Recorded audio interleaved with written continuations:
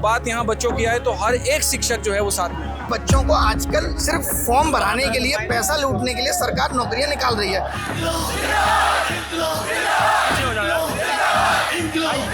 तो आप कैसे कहते हैं हर चुनाव में कि हम आपको 2 करोड़ नौकरियां देंगे, या फिर आप चाय के ठेला को ही नौकरी में काउंट कर रहे हैं, वो अलग बात है। सेंटर बदल दिया सुबह सुबह ही। मतलब आप सेंटर पे पहुंच गई थी? हाँ, अंदर एंट्री कर लिया और तब वो बोले सेंटर चेंज कर दिया। रीजनिंग का क्वेश्चन है ऐसा, उसमें सिर्फ फिगर के नाम पे बॉक्स बने हुए हैं, बॉक्स में देख के हाँ क्वेश्चन ही नहीं है। उसमें कह रहे कि आकृति छाटो, छाटे कहाँ से जब आकृति है ही नहीं उसमें। मोदी जी कहते हैं विकसित भारत है, विश्व गुरु है, डिजिटल इंडिया है। नीचे बहस बन रही है, ऊपर पेपर चल रहा है, बीच में तुम्हारा कॉलम चल रहा है। क्या बच्चा इस तरीके पेपर देगा? इस तरीके से भारत विश्व गुरु बनेगा? 3-3, 4-4 साल आप तैयारी कर रहे हो, 3-3, 4-4 कोचिंगों में फीस दे रहे हो, आपका तो हर जगह ही कट रहा है। मैंने कहा क्या करना है? हमारे सिलेबस में नहीं है। बिना सिलेबस में लिखे पूछ लिया? हाँ, बिना सिलेबस में लिखे तो पूछ गया है। ऐसा भी होता है एसएससी? हाँ, ऐसा ही हुआ है ना। पेपर कॉम्प्रोमाइज पूरा कॉम्प्रोमाइज है। मैंने पूरा सबूत भी अपने वीडियो में दिखाया। लगेगा 20 पेपर में 20 मिनट तक कंप्यूटर नहीं चला, इसका कंप्यूटर रिमोट एक्सेस हुआ था। कि ये 100 रुपए जाते हैं, रोड बनते हमारे पैसे थे, अब आप 50 रुपए से रोड बनेंगे। देश के विकास में योगदान तो दे रहे हैं। तो हमारा विकास का होगा, हमारा आने वाली जनरेशन के खराब कर रहे हैं भाई। आगे आने वाला एग्जाम आप सही से करा पाओगे या नहीं, ये बता दो। हटेगी कि नहीं हटेगी? कौन हटाएगा? कहाँ से हटाएंगे? यहीं से हटाएंगे। दिल्ली का रामलीला मैदान है और एक तरफ हमारे आप देख सकते हैं बड़ी संख्या में पुलिस वालों की मौजूदगी है और दूसरी तरफ छात्रों का हजूम है। पूरा पंडाल भरा हुआ है। दोपहर के 12 बज रहे हैं, कड़ाके की धूप है, उमस है बाकायदा, लेकिन इन छात्रों का जोश कम नहीं हो रहा है। एसएससी के खिलाफ जो धरना चल रहा है इनका, एसएससी में सुधार की मांगों को लेकर, वो छात्र अभी भी डटे हुए हैं। और आप पीछे देख सकते हैं बड़ी संख्या में छात्रों की मौजूदगी है यहाँ पर और देश भर से, पूरे देश भर से टीचर्स आए हैं जो एसएससी के अलग अलग एग्जाम्स की तैयारी कराते हैं। इनका ये आरोप है कि जो एसएससी के हाल में एग्जाम्स हुए हैं, खासतौर पर वेंडर बचने जाने के बाद, उसकी वजह से बहुत सारी दिक्कतें हुई हैं। एग्जाम में बहुत सारी खामियां आई हैं, छात्रों को बहुत सारी दिक्कतों का सामना करना पड़ा है। इन टीचर से हम बात करेंगे, इन छात्रों से हम बात करेंगे और ये समझने की कोशिश करेंगे कि इस कड़ाके की धूप में देश भर से अलग अलग अपनी पढ़ाई लिखाई छोड़कर छात्रों को यहाँ रामलीला मैदान में क्यों आना पड़ा है। इंकलाब जिंदाबाद, इंकलाब जिंदाबाद, इंकलाब जिंदाबाद। SSC SSC SSC SSC. आपने भी एग्जाम दिया था? हाँ, सिलेक्शन फेज जो भी हुआ था जुलाई में, जो 13 फेज का था, क्या दिक्कतें आई आपको? 25 को मेरा एग्जाम था। 10th लेवल, 12th लेवल और ग्रेजुएशन लेवल। 10th लेवल का सेंटर बदल दिया सुबह सुबह ही। सुबह सेंटर बदल दिया। मतलब पहले आपको कोई और सेंटर दिया? पहले आरके डिजिटल सेंटर था जो कि शक्तिनगर में पड़ता है, लेकिन सुबह सुबह ही वो सेंटर उन्होंने पवन गंगा कर दिया। कितनी देर पहले एग्जाम? 1-2 घंटे पहले ही। 1-2 घंटे मतलब आप निकल चुकी होंगी हाँ, रास्ते में। उसके बाद जो 12th लेवल का था और जो ग्रेजुएशन लेवल का था वो आरके डिजिटल में ही था, वो चेंज नहीं हुआ था। जैसे मैंने एंटर किया है और वहाँ पे उन लोगों ने बोला कि डेटा फाउंड नहीं है, आपका यहाँ पे नाम ही नहीं है, तो मैं फिर वापस आई हूँ। फिर मैंने फिर से चेक कराया तो तब भी उन्होंने सेंटर चेंज मतलब कर आप दिया। सेंटर पे पहुंच गई थी? हाँ, अंदर एंट्री कर लिया और तब वो बोले सेंटर चेंज कर दिया। ये पहले भी ऐसा होता रहा है या पहली बार? पहली बार ही हुआ। एडीक्यूटी के टाइम पे हुआ, टीसीएस के टाइम पे कभी भी ऐसा नहीं हुआ। पहले मतलब आप कितने साल से एग्जाम दे रही हैं?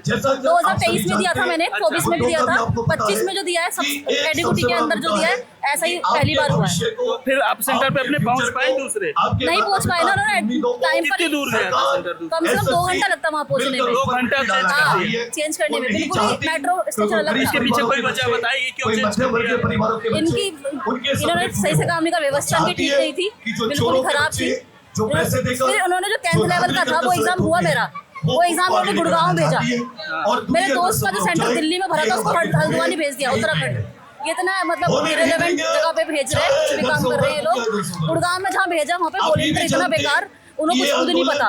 वो मुझसे भी छोटी एज की होगी, 12th पास होगी, उन्हें कुछ नहीं पता, उन्हें सिस्टम चलाना नहीं आ रहा। वो मुझसे बोल रही कि कौन सा बटन दबाना है। मतलब सेंटर पर इन्विजिलेटर होते हैं उन्हें उतना नहीं पता। मतलब सक्षम नहीं थे, ट्रेंड नहीं थे, उन्हें पता ही नहीं है। वो जो एग्जाम का पैटर्न था वो भी बेकार था। कोई शिकायत की व्यवस्था है आप लोगों ने? कुछ शिकायत वगैरह की? हाँ, बोला था कि भाई ठीक नहीं है, तो उन्होंने बोला कि नहीं एडजस्ट करना पड़ेगा, नहीं तो एग्जाम मत दो। क्या नाम है दोस्त तुम्हारा? मेरा नाम अक्षय है। अक्षय, कहाँ से आए हो? मैं उरई से आया हूँ। उरई, उत्तर प्रदेश। यस। प्रोटेस्ट में हिस्सा लेने के लिए? हाँ, प्रोटेस्ट में हिस्सा लेने। क्यों चले आए इतनी दूर? क्योंकि मेरा जो पेपर था स्टेनो का, उसमें पैटर्न चेंज था और उसमें मैथ का सवाल पूछा गया था 8 से 10। मैथ का सवाल पूछा गया था? 8 से 10 मैथ का सवाल तो पूछा ही जाएगा यार। तो स्टेनो में मैथ नहीं आता ना, सिलेबस में नहीं लिखा नहीं, गया था? हमारे सिलेबस में नहीं है। बिना सिलेबस में लिखे पूछ लिया? हाँ, बिना सिलेबस में लिखे थे पूछ गया है। ऐसा भी होता है एसएससी में? हाँ, ऐसा ही हुआ है ना, इस साल हुआ है ऐसा। मैथ्स का कोई रोल ही नहीं है, मैथ है ही नहीं। पहले बात 3 ही सब्जेक्ट है उसमें, जीएस, इंग्लिश और क्या नाम है ये रीजनिंग, ये 3 ही है। मैथ नहीं है, मैथ है ही नहीं, मैथ सिलेबस में ही नहीं है। और 8 से 10 क्वेश्चन रख दिया और उसमें भी सर मैथ्स इतनी तगड़ा पूछ रहा है कि जो सिंप्लीफिकेशन क्या है, जो जिसमें लगता है कि टाइम लग जाता है, टीचर को ही 3-4 मिनट लग जाता है, उस रीजनिंग को बच्चे कैसे कर पाएगा? सिंप्लीफिकेशन क्वेश्चन रीजनिंग होता है तो चलो 1 मिनट में हो जाए, लेकिन 3-3, 4-4 मिनट का जो क्वेश्चन सिंप्लीफिकेशन के देता है, जो टीचर खुद करता है 3-4 मिनट, बच्चे कैसे कर पाएंगे? जो ऐसे सिलेबस का बाहर सवाल जैसे मान लीजिए पूछ लिया, कोई तो सिस्टम होता होगा भाई की शिकायत करने का? कोई सिस्टम नहीं है, कोई ग्रीवांस सेल नहीं है, कोई नहीं है, कोई मेल नहीं देखता है। रीजनिंग के जैसे 50 सवाल आ रहे हैं, अगर उसमें आप 20 से 23 सवाल मैथ के ही डाल दोगे तो जो बच्चा मैथ के लिए नहीं पढ़ रहा है वो अलग से ऐसे एग्जाम ढूंढता है ना जिसमें मैथ ना आए, आप उसमें भी मैथ डाल दोगे, फिर आधे सवाल गलत पूछोगे, किसी में 3 ऑप्शन दोगे, किसी में फिगर ही नहीं डालोगे, तो बच्चा सोल्व कैसे करेगा? अब इसका पेपर था, इसके पेपर में 23 सवाल गलत आए हैं, वो 23 सवाल आए हैं पूरे टोटल 200 में से 23 सवाल गलत आए हैं। 10% सवाल, हाँ, 10% सवाल गलत हो गए हैं। 1150 रुपए देना पड़ेगा, एसएससी कमीशन को 1150 देना पड़ेगा पहले क्वेश्चन को गलत बताने का, कि आपने क्वेश्चन गलत पूछे मुझसे, पहले 50 रुपए, अब इनको देना पड़ेगा 1150 रुपए हर एक बच्चा के। अगर एसएससी ने गलत सवाल पूछा है, अगर मैंने कोट किया सवाल है, मुझे पैसा देना पड़ेगा। पहले 100 रुपए देना पड़ता था, अब इन्होंने क्या किया, अब 50 रुपए लेंगे, अब मुझे 1150 रुपए देना पड़ेगा। उसी रुपए से जो इंडिया का इंफ्रास्ट्रक्चर है, रोड बनेगी उस रुपए से, हमारे 50 रुपए से। जो मंत्री साहब की बोली है, ये हमारा नहीं है, ना आपका है ना टीचर का है, मंत्री खुद ही बोले हैं कि ये 100 रुपए जाते हैं, रोड बनते हैं हमारे पैसे से, अब 50 रुपए से रोड बनेंगे। देश के विकास में योगदान तो दे रहे हैं, तो हमारा विकास का होगा, हमारा आने वाले जनरेशन के खराब कर रहे हैं भाई। सर उनके पास तो हर बच्चे से 100 रुपए आ रहा है, अगर हर बच्चा ऐसे 100 डालेगा तो वो मैक्सिमम नंबर क्वेश्चन गलत ही पूछे। फॉर्म भरवाने की जरूरत क्या है, सारे गलत पूछो, देश की रोड भरवा लो, जानबूझ के हो रहा है। कि आप लोग तैयारी करते हैं, मेहनत करते हैं, अपने घर परिवार से दूर रहकर पढ़ाई करते हैं, लिखाई करते हैं, उस 1 घंटे के लिए जिसमें आप 100 सवाल सही तरीके से सॉल्व कर पाए, लेकिन उसमें जब इस तरह की चीज हो जाए जो अनएक्सपेक्टेड हो, जिसके बारे में कोई सोच के ही नहीं रखता है, तो मतलब कैसे आप लोग उस चीज को फेस करते हैं? सर वो सब नहीं कर पाए, इसीलिए हम आज यहाँ बैठे हैं, आप लोग की हेल्प मांग रहे हैं, नहीं हो पा रहा है। सर 100 सवाल ही अगर बनाने हैं और वो 1 घंटा ही है, कम से कम वो 100 सवाल सही तो बनाओ। हम बस ये चाह रहे हैं वो 100 सवाल सही हो, जिस कंप्यूटर पे बैठे हैं वो चल रहा हो, बस इतना। पेपर आता है उसमें ऑप्शंस सही नहीं आते, मतलब 3 ऑप्शन आ रहे हैं, 2 ऑप्शन आ रहे हैं, तो जब वो फ्लो टूटता है उससे हमारा और पूरा जो पेपर है ना, आता हुआ पेपर भी हमारा गलत होता है। लेकिन अब हमारा जो पूरा 1 घंटा खराब हुआ, उसका क्या, वो कह देंगे जो इस पे हमारे 3 ऑप्शन दिए हैं उसके हम पैसे दे देते हैं, वो पैसे कहते हैं नंबर दे देते हैं, लेकिन जो बाकी भी तो डिस्टर्ब हुआ है ना हमारा, ओवरऑल तो हमारा पूरा पेपर भेजा, माउस की वजह से बिगड़ा, बाद में इन्विजिलेटर आया, बीच में आया, तो पूरा ही पेपर हमारा पूरा सिस्टम ही खराब है। सर मेरा फेज 13 का एग्जाम था, तो मेरा उसमें से कंप्यूटर स्टार्ट हुआ और उसमें से जो माउस वो 10-15 मिनट लैग किया। मेरे को पता है सर एग्जाम में क्या होता है, एक फेयर एग्जाम सिस्टम होना चाहिए एसएससी का। सर हम यही चाहते हैं सिर्फ, और कुछ नहीं चाहते, एक फेयर एग्जाम सिस्टम होना चाहिए एसएससी का, और सर ये करना पड़ेगा अब सर। भारत माता के, भारत माता के, आवाज दो, आवाज दो, एसएससी हाय हाय। कौन से एग्जाम दिए थे तुम लोग? एसएससी, जीडी, एमटीएस, सीपीओ, कितने साल से कर रहे हो तैयारी? 3रा साल है। 3रा साल है। क्या दिक्कत, क्यों तुम वहाँ से अपने घर से पढ़ाई लिखाई छोड़ के यहाँ रामलीला मैदान में आके पढ़ाई करें किस चीज के लिए? 2000 पोस्ट हैं, 3000 सोलवर बैठे हैं, हमारा कैसे नाम आ रहा हुआ? सॉल्वर बैठे हैं मतलब सोलवर जो पेपर बाहर से लीक करा रखे, सारा ये स्टेनो का पेपर सबूत भी है सर पे, आदित्य रंजन सर पे सबूत है काफी।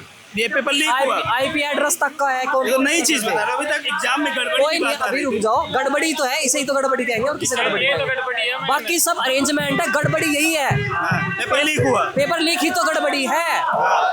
अगर एडुकेटी कुछ चेंज कर रही, कुछ सीपीयू नहीं काम कर रहा है, ये चीज तो अरेंजमेंट में कमी है, गड़बड़ी है, पेपर लीक होना, अगर यकीन नहीं और एग्जाम का सूटेबल ना होना, ये सब गड़बड़ी है। एसएससी चेयरमैन यही तो कहते हैं कि ये इंफ्रास्ट्रक्चरल दिक्कतें आती हैं कि सेंटर वेंटर वाली, लेकिन पेपर लीक नहीं हुआ।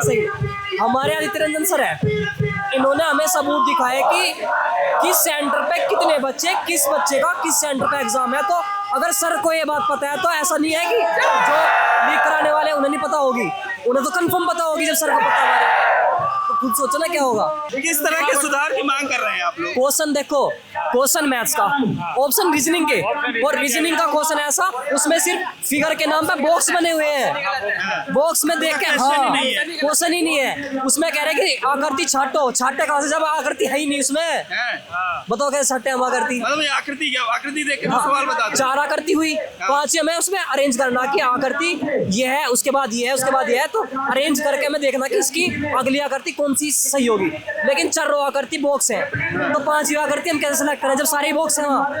आकृति ही नहीं है, आकृति नहीं है। लोग क्वेश्चन पूछ रहे हैं और ऐसा कैसे? मतलब अभी वो आई थी, आंसर की आई थी उसकी स्टैनो वाली, वो इस आंसर की निकालने के बाद वापस भी ले ली उन्होंने, अपलोड करने के बाद दोबारा हटा भी दी। क्यों हटा दी? गड़बड़ी है, क्यों हटा दी?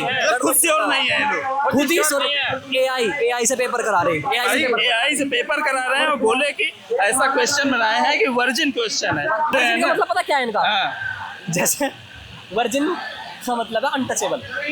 अब एक बात बताओ, किसी एआई ने क्वेश्चन बना दिया और ना किसी ने देखा, ना टच किया, ना किसी को पता क्वेश्चन क्या है, तो ऐसे ही क्वेश्चन होंगे मैथ के। क्वेश्चन लीक ही नहीं होगा जब किसी को पता नहीं चलेगा। क्वेश्चन है नहीं टच करने के लिए, क्वेश्चन मैथ का ऑप्शन रीजनिंग के। पेपर लीक करने का तरीका सिर्फ ये नहीं है कि हम पेपर देखें, पेपर लीक करने का तरीका है सोल्वर बार बैठाओ, अंदर माइक कान में लगाओ, शूज में चिप लगाओ और पेपर लीक कराओ। सपोज एक बच्चे का खर्चा 700 रुपये है, पेपर सब कुछ, और अगर मैंने पकड़ रखा है, अगर एक हमारी जो कंपनी वो 250 रुपये ले रही हो तो वो अरेंज कैसे करेगी? वो अरेंज करेगी बच्चों से बैग लेके, बैग के पैसे लेके 50 रुपये रखो, 100 रुपये बैग के, और दूसरा कैसे करेगी? पेपर लीक करा के।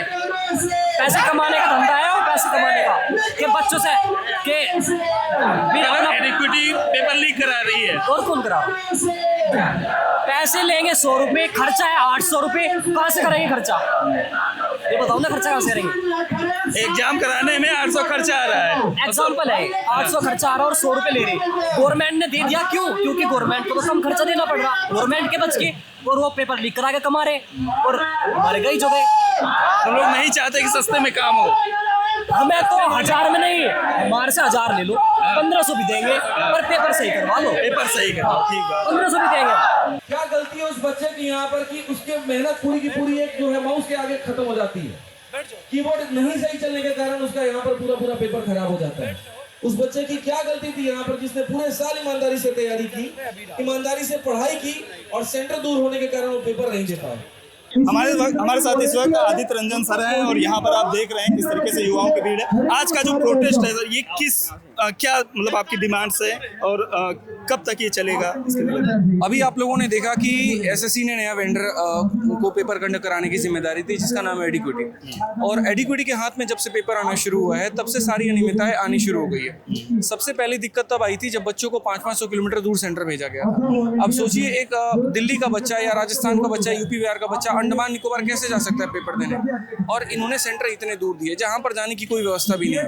मतलब आदमी मर जाए लेकिन पेपर ना दे पाए, हौसला ऐसा तोड़ो। उसके बाद में जब आप कैसे भी करके सेंटर पहुंच जाते हैं तो हालत ऐसी है, घुटने भर का पानी लगा है, ट्रैक्टर पर चल के जाना पड़ रहा है।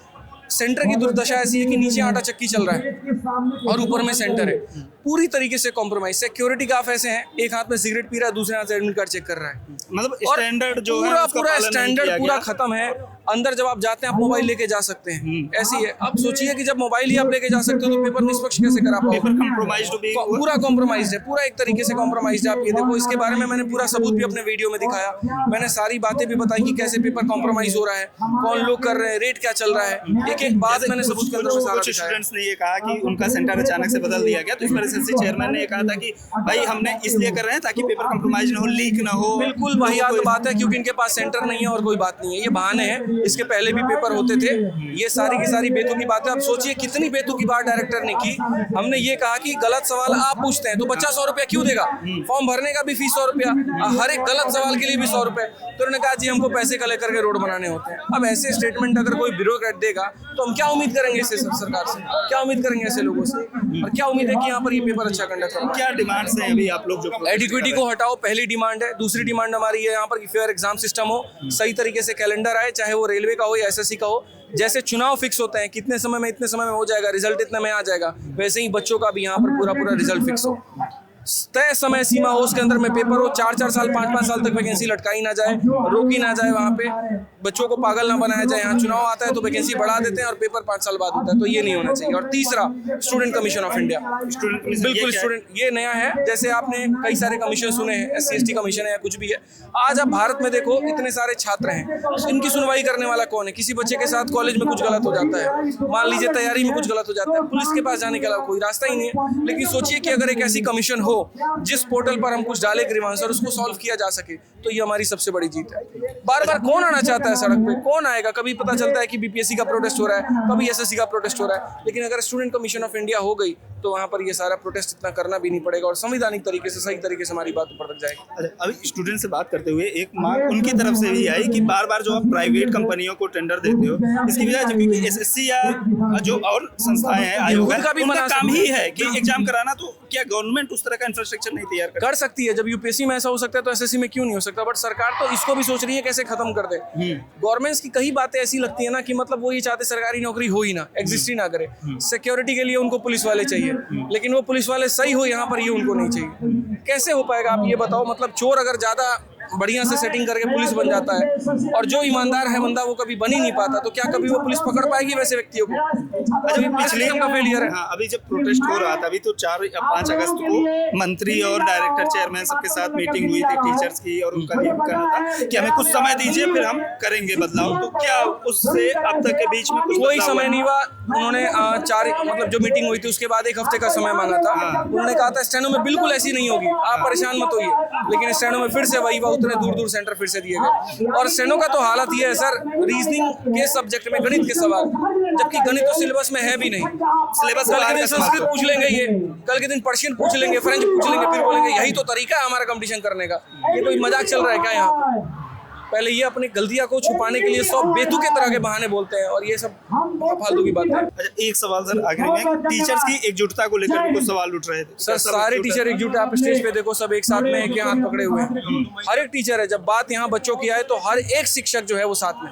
तरीके अलग अलग हो सकते हैं, नियत एक ही। सिलेक्शन पोस्ट का पेपर देने गया, उस टाइम सबों का मेरे साथ खुद ही सिस्टम रुक गया, और सबों का, और वहाँ पे एक कंडक्ट एग्जामिनर थी, वो सबों का किसका चेक करती, और सबों का कीबोर्ड का माउस रुक के काम कर रहा है, हम ऑप्शन पे क्लिक नहीं कर रहे, क्वेश्चन सब एक साथ सबों का हुआ, सबों का वो एक 2 बैठते उसके अंदर, वो किस के पास जाए, कीबोर्ड काम नहीं कर रहा, माउस पे हम क्लिक कर रहे, रुक के काम कर रहा, और कोई क्वेश्चन भी पता नहीं कि ऑप्शन सारे 3, किसी में 4 ऑप्शन होते हैं, उसमें 3 ऑप्शन है। ये मेरा भाई। मेरा नाम दीपक है, पड़पड़गंज से आया हूँ मैं, शशि गार्डन। सर खामियां तो सभी के अंदर होती है, ऐसा नहीं है नहीं होती है, कोई परफेक्ट नहीं होता है, पर एडुकेटी के अंदर इतनी खामियां हैं, हम उसे गिनवा नहीं सकते हैं। हमारा अभी लास्ट टाइम फेज 13 का एग्जाम था, उस एग्जाम के अंदर मोदी जी कहते हैं विकसित भारत है, विश्व गुरु है, डिजिटल इंडिया है, ना तो सिस्टम सही से काम करता,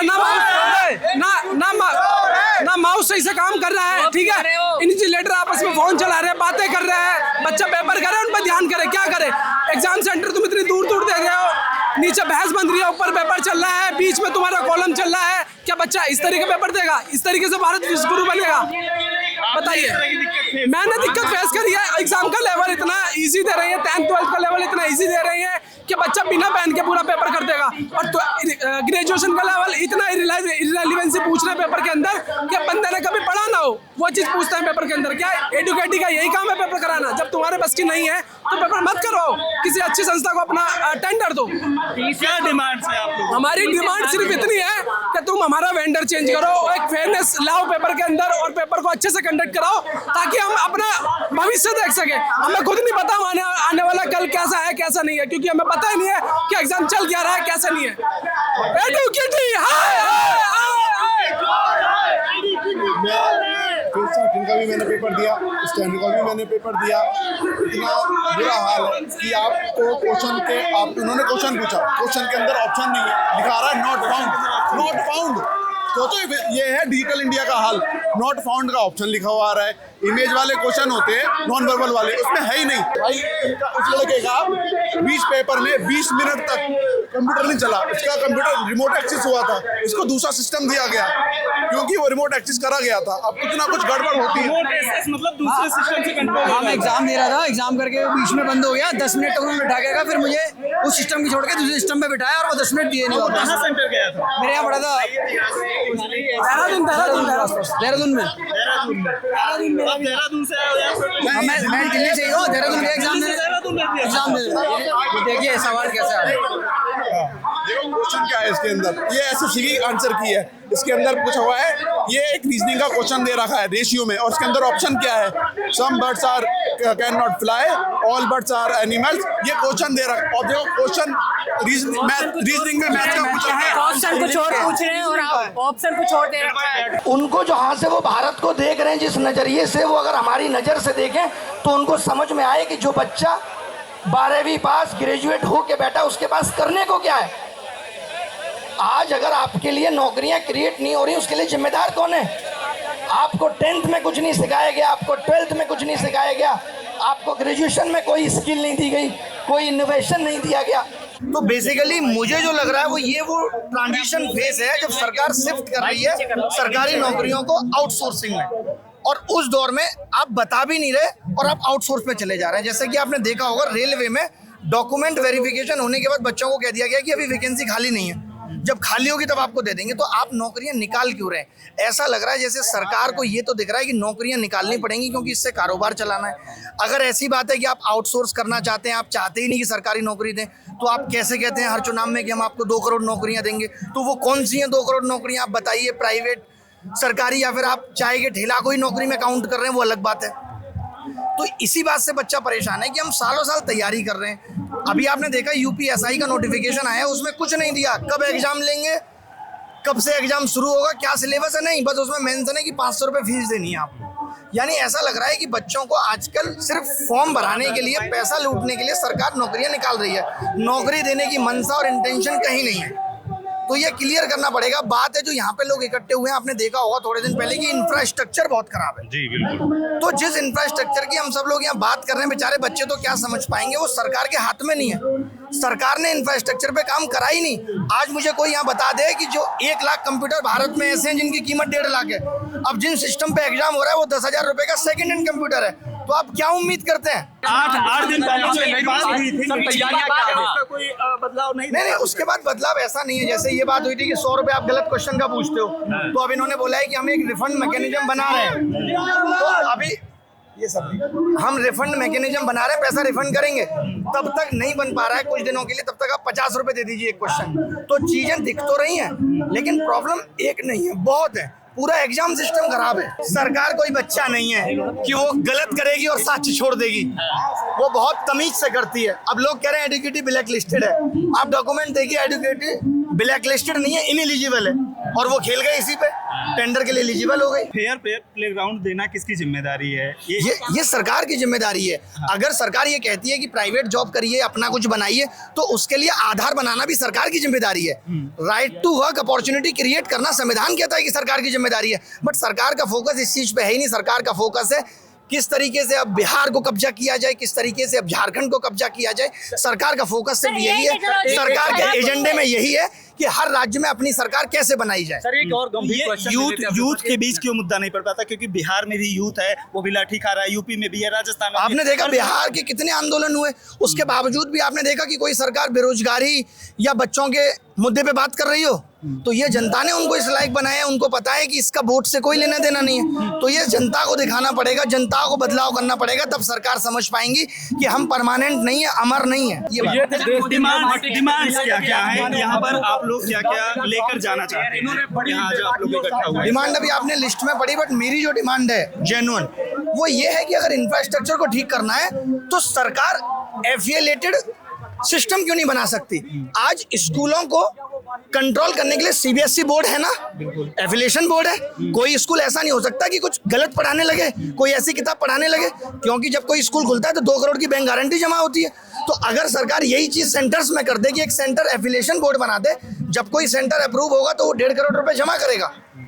आज यह सेंटर किसी को भी मिल जा रहा है, तो इसकी जरूरत है। तो जैसे ये प्राइवेट वेंडर्स को दिया जाता है टेंडर, तो इसकी बजाय कि एक सरकारी इस तरीके से इंफ्रास्ट्रक्चर नहीं तैयार किया जा सकता जो इस तरह का एग्जाम्स कराए, क्योंकि एग्जाम कराना ही है एसएससी को, बिल्कुल वही काम है। तो आप क्या कह रहे हैं? तो मेरा यही सवाल है कि क्या इस तरह का इंफ्रास्ट्रक्चर नहीं तैयार किया जा सकता? किया जा सकता है, 8-10 हजार करोड़ रुपए लगेंगे, बिल्कुल किया जा सकता है। सरकार सपोर्ट करे, एसएससी के हाथ में थोड़ी है, ये तो सरकार सपोर्ट करे, या फिर एसएससी भी प्लान करे कि 3,000 बच्चे, 3 करोड़ बच्चे हर साल एग्जाम दे रहे हैं, अगर हम फीस लेके ये सिस्टम डेवलप कर सकते हैं तो बिल्कुल। लेकिन फिर एक दूसरे पे आरोप कैसे लगाएंगे, इसने गड़बड़ कर दी, उसने कर दी, सब कुछ अपने हाथ में ले लेंगे तो गोल पोस्ट चेंज कर देखिए, आउटसोर्सिंग गलत नहीं होती, आउटसोर्सिंग का भी तरीका होता है। मर्सिडीज भी अपना म्यूजिक सिस्टम हरमन गार्डन से खरीद रही है और अपने टायर किसी और कंपनी से खरीद रही है, आउटसोर्सिंग गलत नहीं है।